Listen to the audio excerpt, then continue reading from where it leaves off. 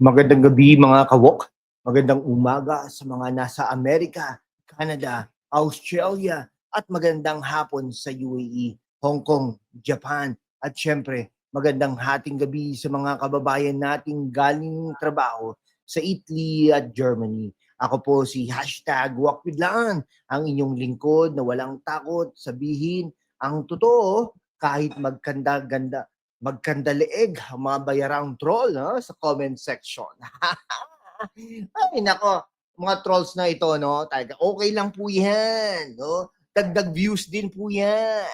Okay?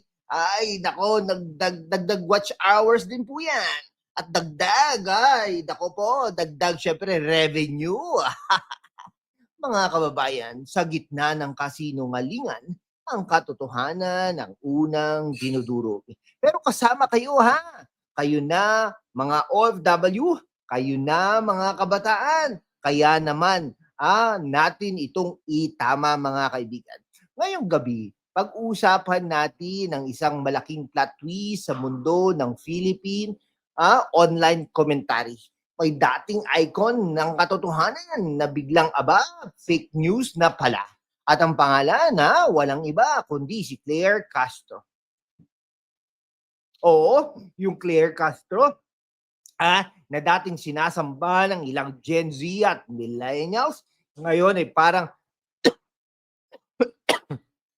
nag-apply sa Ministry of Truth ni Big Brother yan. Nakapunta na po ba kayo dyan sa Big Brother? Yan. Okay? Nakapunta na po kayo dyan sa Big Brother, mga kaibigan.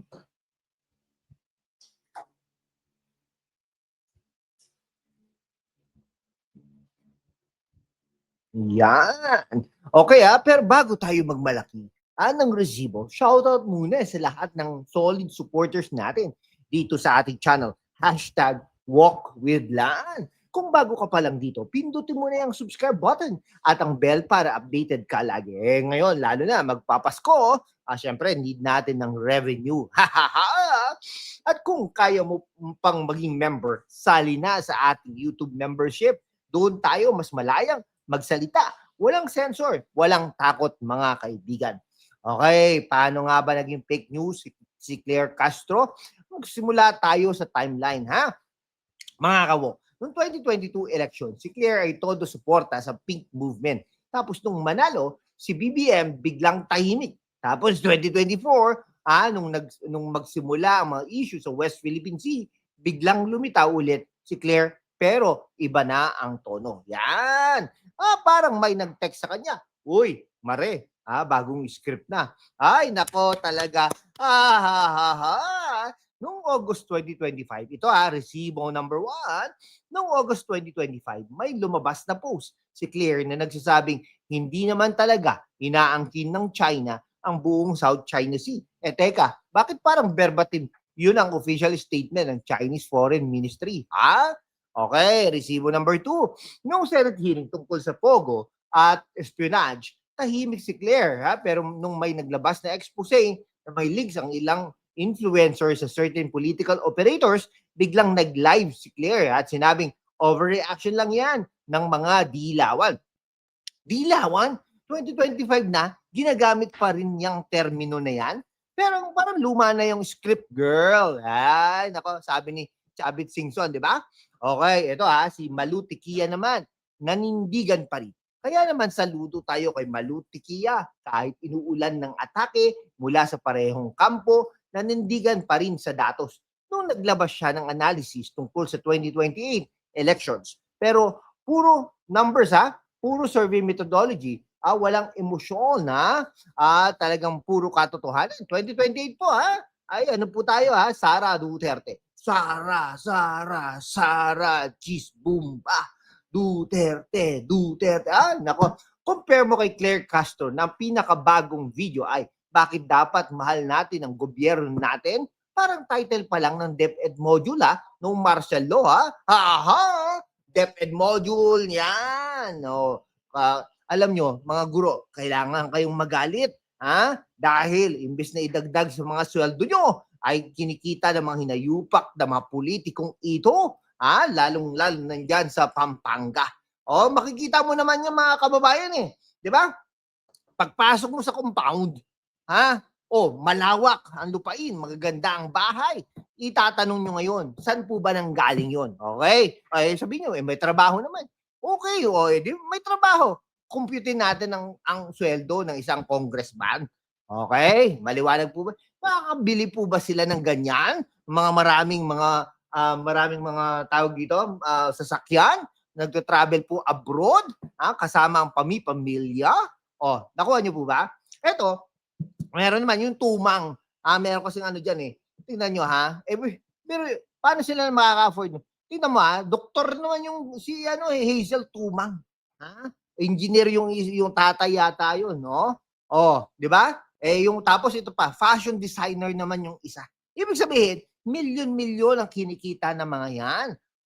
Di ba? Kaya mag-isip po tayo mga guro, ha?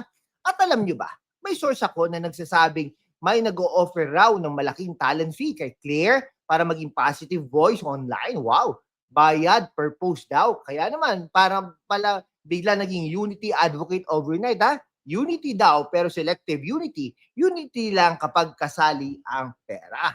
Okay, paano nadadala ang mga kabataan at OFW? Mga kawok, ito ang nakakaawa.